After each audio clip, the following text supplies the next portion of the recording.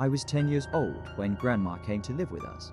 It was about 6 months after Grandad passed away, and I guess, looking back, she must have been lonely in that big house of theirs, Rattling around with only the grief and memories for company. So despite a few protests from Mum, my parents took her in.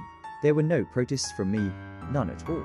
Grandma was loud and fun, and I loved her. She had an almost limitless supply of boiled sweets, and she'd always slip me a couple whenever she saw me.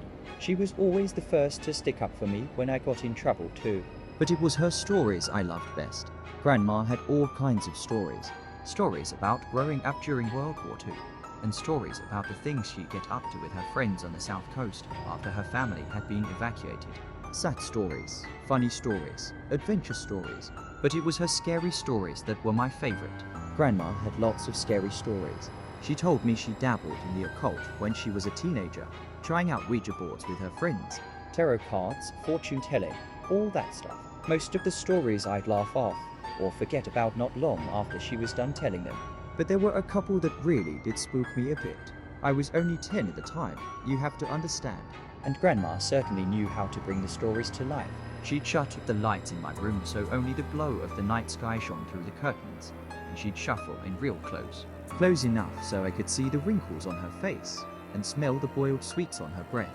Close enough so her deep blue eyes could stare straight into mine. She must have given me nightmares with a few of those tales. But now years later, there's only one that I can still remember. Only one that's stuck with me. The story about the shower and Mr. Longfingers.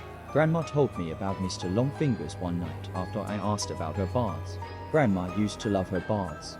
She'd spend ages in them, light candles and incense, and lie in the tub humming to herself until the water turned cold. It drove my mum crazy.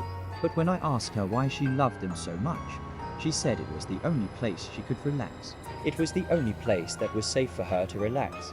You know people like me who are, well, more sensitive to certain things. We have to have baths. She told me seriously one night, shuffling closer on the bed. I couldn't possibly spend that long in the shower. It'd be far too risky. Grandma stared at me with those blue eyes of hers, unsmiling, and I knew it was time for one of her stories, one of the scary ones. I shivered with pleasure and pulled the covers up to my chin.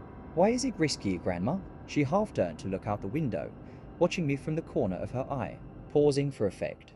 I waited, feeling my heart rate pick up ever so slightly in my chest. Well, she said after a moment. It's only risky if you close your eyes, of course. If you close your eyes for longer than 10 seconds. What do you mean? Why?